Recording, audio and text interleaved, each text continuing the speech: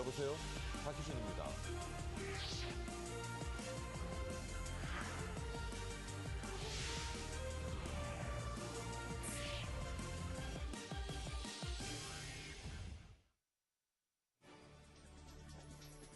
미국 뉴욕주의 제조업 지수가 3년 6개월 만에 최저 수준으로 떨어졌습니다.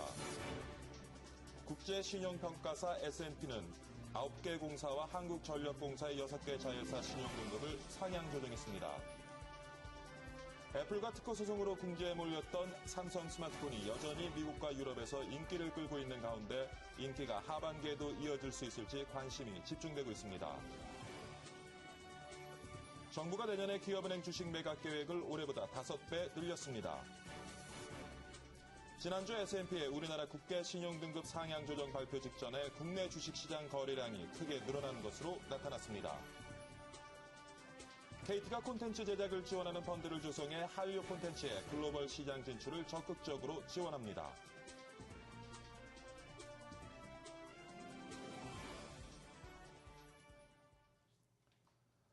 네, 시청자 여러분 안녕하십니까. 9월 18일 화요일입니다. 박희준의 여보세요. 박희준입니다.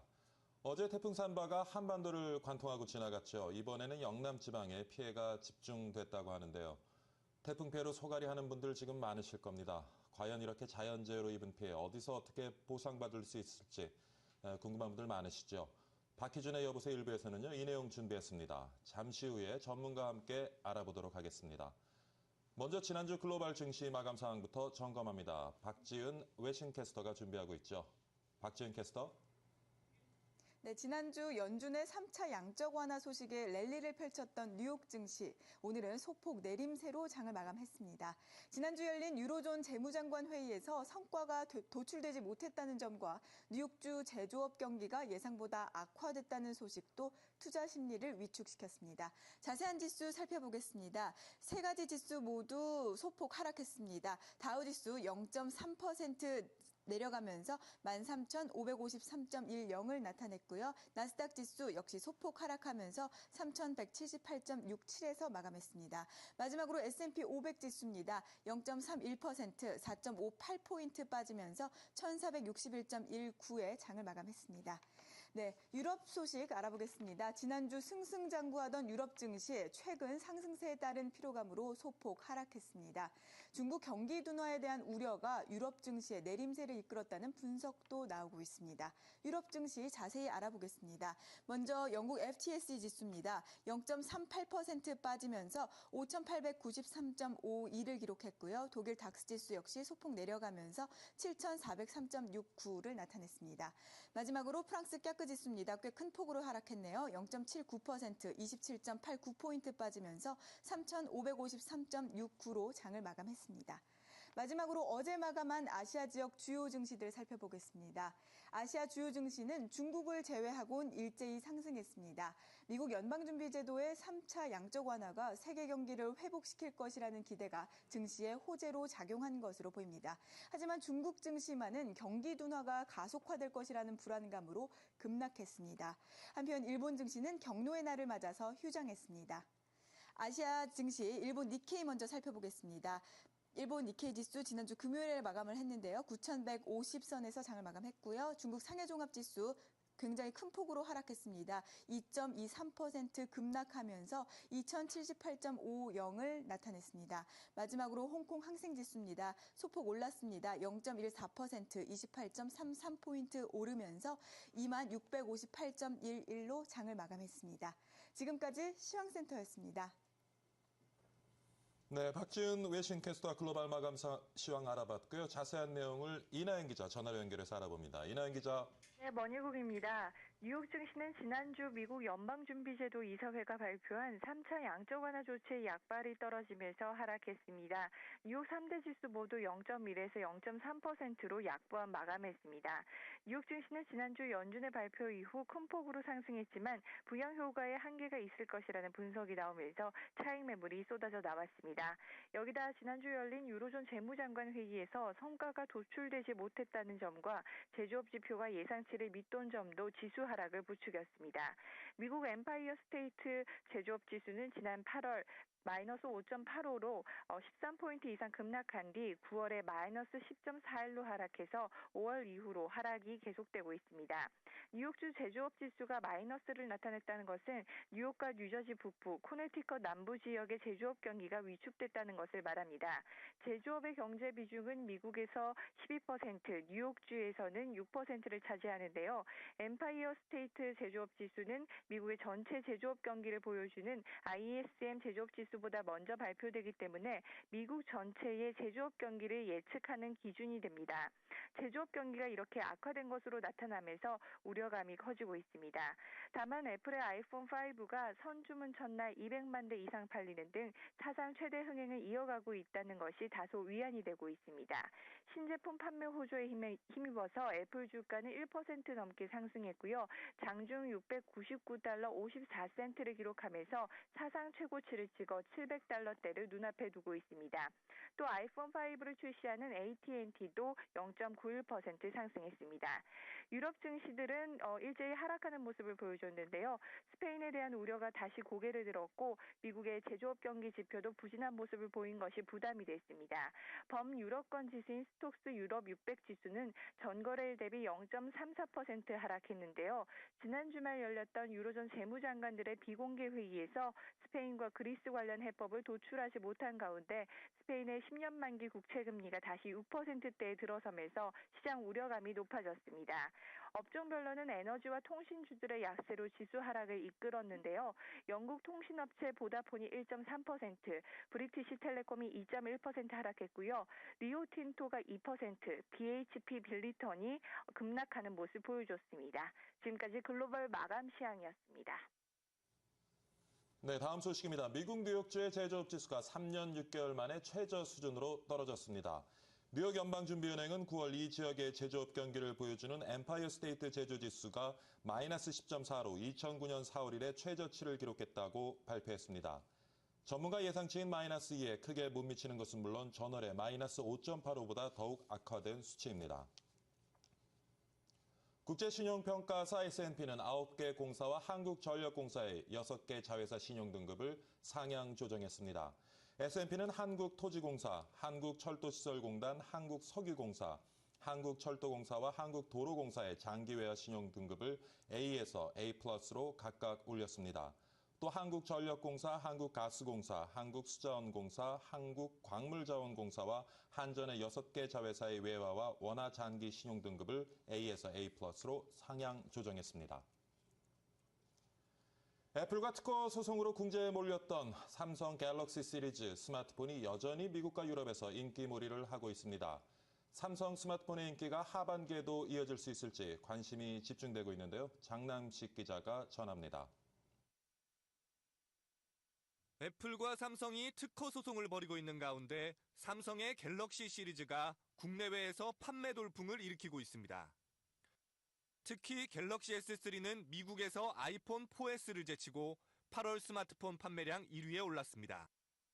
삼성과 애플의 특허 소송에 역풍이 불면서 오히려 애플이 삼성의 기술을 모방했다는 여론이 일면서 삼성 갤럭시 S3가 날개 놓친 듯 팔리고 있는 겁니다. 미국뿐 아니라 서유럽 시장에서도 갤럭시 시리즈의 인기가 뜨겁습니다. 시장조사기관 IDC에 따르면 삼성전자는 2분기 서유럽에서 스마트폰 1,190만 대를 판매해 시장 점유율 43.6%를 차지했습니다. 애플은 520만 대로 점유율 19%를 차지하는 데 그쳤습니다. 올 하반기에도 애플과 삼성의 마케팅 경쟁은 치열할 전망입니다. 아이폰 5가 출시를 앞두고 있고 삼성도 전략 모델인 갤럭시 노트 2를 내세워 시장 지배력을 강화해 나갈 계획이기 때문입니다. 하반기 스마트폰 시장에서도 삼성의 강세가 계속될지 관심이 집중되고 있습니다. M머니 장남식입니다. 정부가 내년에 기업은행 주식 매각 계획을 올해보다 5배 늘렸습니다. 기획재정부는 어제 국유재산정책심의위원회를 열어 정부 보유 기업은행 주식 5조 원어치를 포함해 내년에 국유전산 15조 5천억 원어치를 처분하는 방안을 의결했습니다. 정부가 보유한 기업은행 지분은 65.1%이며 2006년부터 소수 지분 매각 계획을 세워 세입 예산에 반영했지만 지금까지 한 주도 팔지 못했습니다. 지난주 S&P의 우리나라 국가 신용등급 상향 조정 발표 직전에 국내 주식시장 거래량이 크게 늘어났던 것으로 나타났습니다. 한국거래소는 지난 14일 오전 11시 27분 0초부터 59초 사이에 191만 4,900주였던 유가증권시장 주식 거래량이 1분 뒤에 1,062만 6,100주로 5.5배 넘게 증가했다고 발표했습니다. 증권가에서는 기획재정부와 S&P의 공식 발표 이전에 관련 정보가 외국인과 기관 투자자 등에 유출된 것이 아니냐는 의혹이 제기되고 있습니다. KT가 누구든 콘텐츠 제작 아이디어만 있으면 세계 시장 진출까지 도와주는 대중소기업 상생 프로그램을 내놨습니다.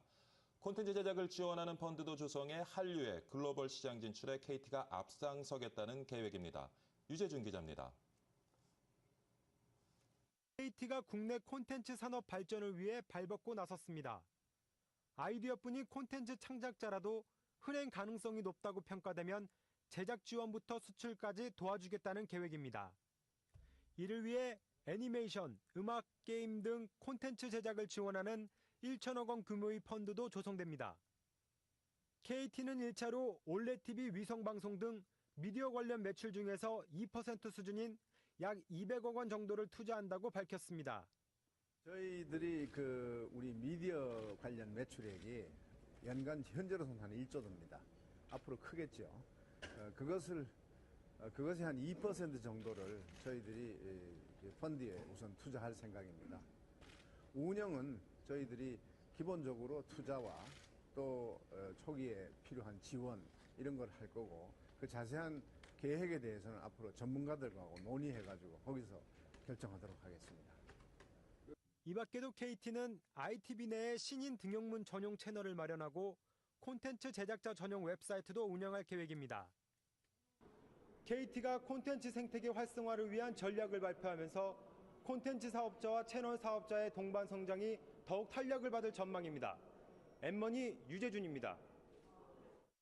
네, 지식경제부는 한국전력이 최근 6단계로 구성된 주택용 전기요금 누진세를 3단계로 줄이는 방안을 추진하겠다고 입장을 낸 것과 관련해 올해 안에 누진세를 개편할 계획이 없다고 밝혔습니다. 지경부는 주택용 누진세 개편은 서민보호, 전력 과소비 억제, 전력 수급 사항을 함께 고려해야 하는 시안이라며 여론 등을 참작해 중장기적인 개편 필요성은 검토할 예정이라고 설명했습니다. 현행 주택용 전기요금제는 6단계로 구분돼 사용량이 많을수록 1단계보다 최대 4배 가까이 많은 요금을 부과하도록 돼 있습니다. 은행의 대출 기준금리 체계인 신규 취급액 기준 코픽스가 큰 폭으로 하락해 주택담보대출금리가 낮아질 전망입니다. 은행연합회 자료를 보면 지난달 신규 취급액 기준 코픽스는 연 3.21%로 7월에 3.40%보다 0.19%포인트 하락했습니다. 지난 2010년 11월 3.10%를 기록한 이후 21개월 만에 가장 낮은 수준입니다. 경제 침체로 소비자 심리는 악화되고 있습니다. 하지만 이런 상황에서 장수 제품들은 오히려 매출이 증가하고 있습니다. 서한한 기자가 전해드립니다. 지난 1971년 처음 출시된 이래 450억 병 판매 기록을 세운 야쿠르트입니다. 야쿠르트는 불황의 그림자가 드리운 올해 오히려 지난해 같은 기간에 비해 판매량이 15% 증가했습니다. 이와 함께 신라면, 바나나맛 우유, 메로나 등 출시된 지 20년이 넘은 상품들도 매출액이 증가하며 불황의 강한 모습을 보여주고 있습니다.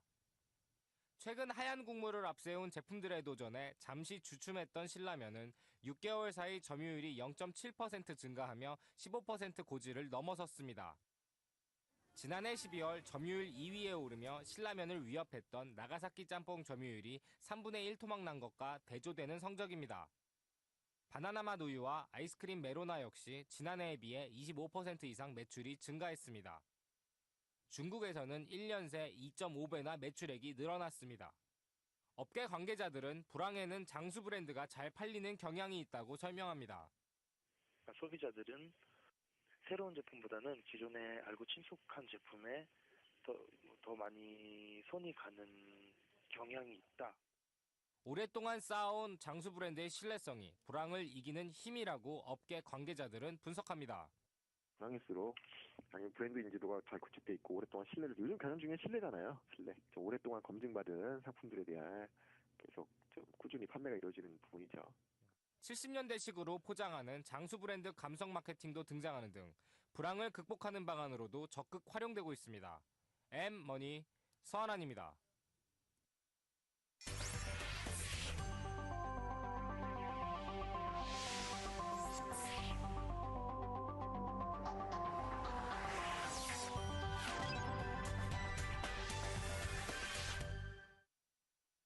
네, 박희준의 여보세요. 오늘의 이슈 짚어보도록 하겠습니다.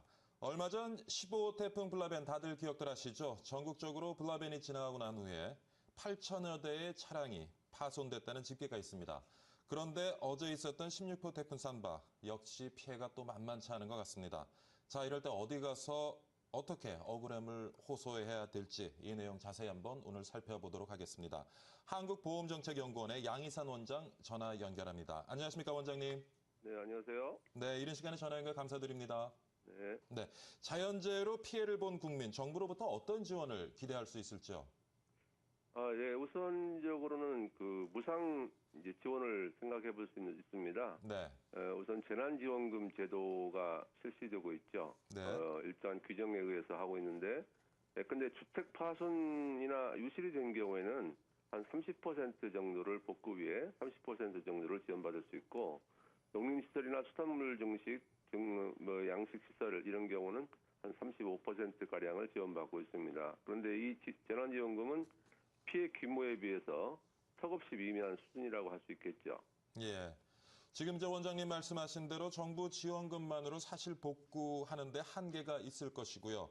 그러다 보니까 이제 정부 지원금을 좀 더 늘려야 한다 하는 의견도 있는데 어떻게 생각하시는지요? 예, 정부 지원금을 더 늘리면 당장 피해 농어가 등은 좋다고 하겠지만 예. 이러한 그 재난지원금은 고스란히 국민 세액 부담으로 돌아올 것입니다. 또 태풍 피해가 날 때마다 지원금을 준다고 하면 국민 스스로 재난관리를 소홀히 하는 도덕적 해이 현상도 발생하지 않겠나 그런 문제가 있고 보다 더 큰 문제는 이런 피해 발생의 양상과 피해 복구의 어려움이 한 번으로 끝나지 않는다는 것입니다. 앞으로 지구온난화 등으로 대형 태풍이 한반도를 강타하는 일이 잦아질 가능성이 매우 큽니다. 예. 그럴 때 자연재해에 따른 재산 피해에 대비하는 어떤 패러다임을 새롭게 바꿔야 할 시점이라고 보여집니다. 바로 자연재해 보험이 바로 그러한 답을 줄 수 있다고 생각합니다. 그렇군요.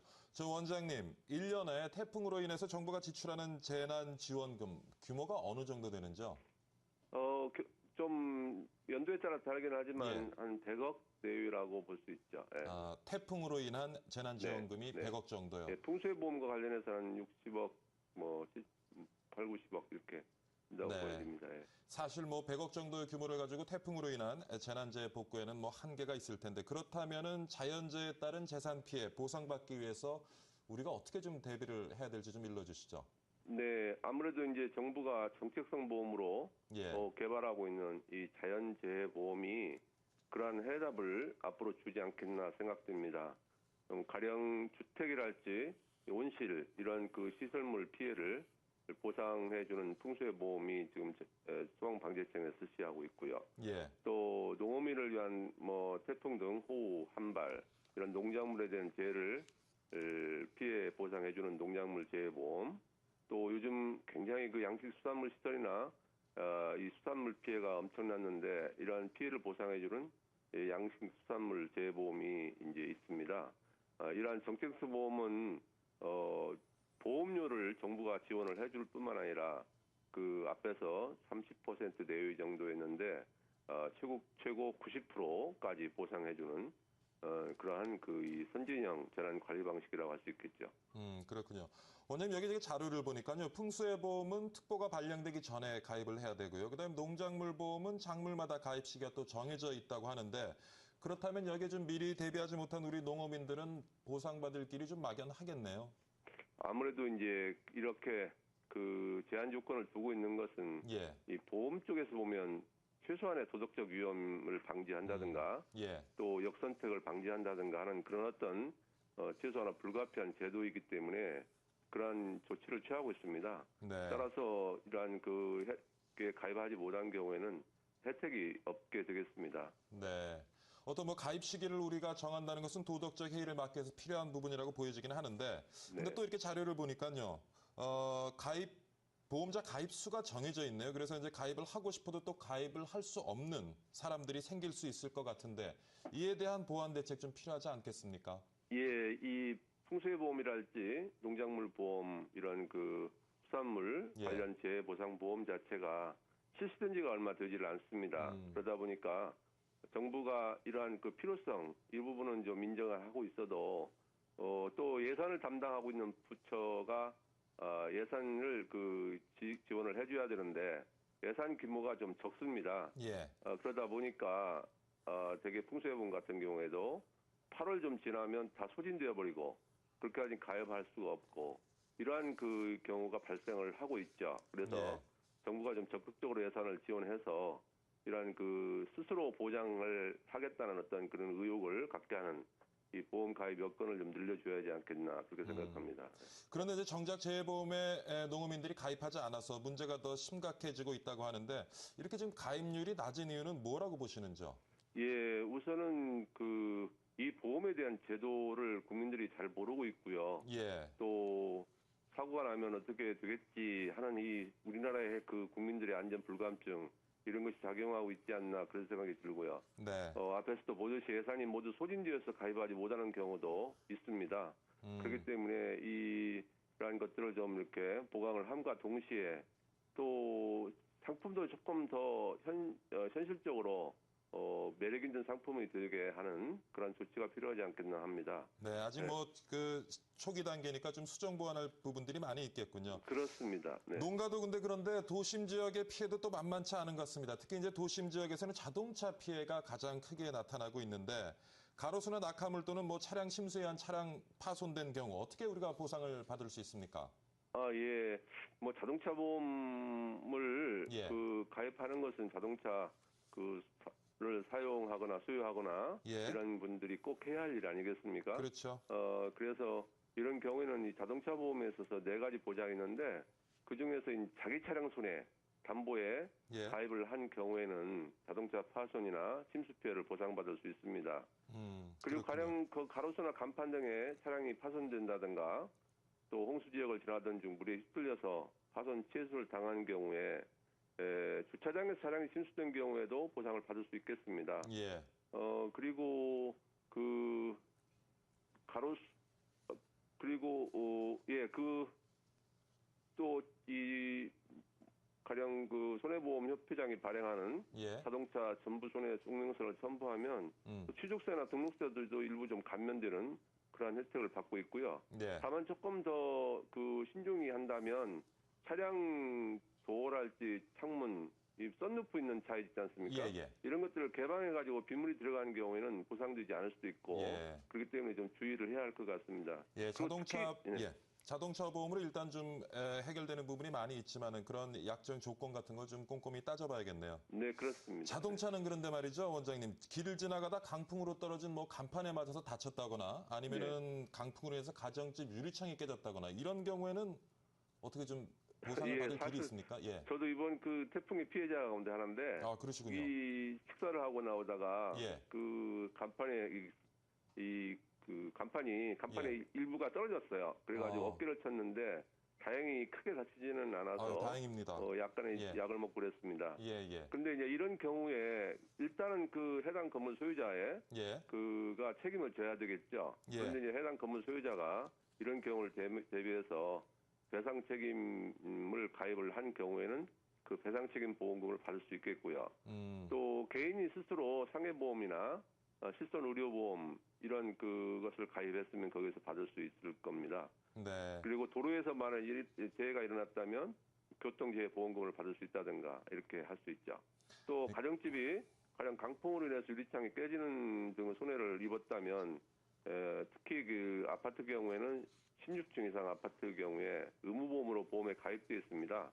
그래서 풍수해담보 특약이 의무적으로 가입되어 있기 때문에 아파트 관리 사무소에 가입 보험사를 확인해서 이런 이 파손된 유리창이랄지 이런 것을 원상 복구할 수 있을 것이고요. 네. 또 개인적으로는 단독주택 같은 경우는 화재보험에 풍수대 특약을 별도 가입을 한 경우에 보상받을 수 있는데 우리나라의 이 주택 화재보험 가입률이 너무 낮습니다. 그래서 국민들이 좀 이러한 태풍이랄지 이런 경우에 대비해서 좀 이제는 그 자기 스스로 보장하는 그런 보험에 적극 가입해서 문제를 해결하는 것이 좋겠다 이런 생각이 듭니다. 네, 말씀 잘 들었습니다. 오늘 양희산 한국보험정책연구원 원장 모시고요. 알아두면 유용한 태풍 피해 보상 방법에 대해서 자세히 한번 살펴봤습니다. 이른 시간 전화 연결 다시 한번 감사드립니다, 원장님. 안녕하세요. 예.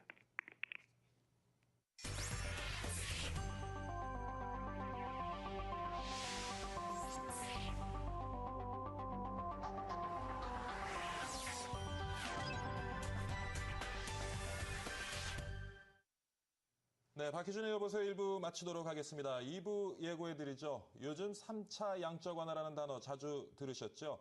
뭔가 우리 경제에 큰 영향을 미치고 있는 것 같은데 그 3적 양적 완화가 뭔지 오늘 자세히 한번 풀어보고요. 그리고 3차 양적 완화가 가진 긍정적인 영향뿐만 아니라 부정적인 영향도 한번 살펴보도록 하겠습니다. 저는 2부에서 다시 뵙겠습니다. 시청해주셔서 감사합니다.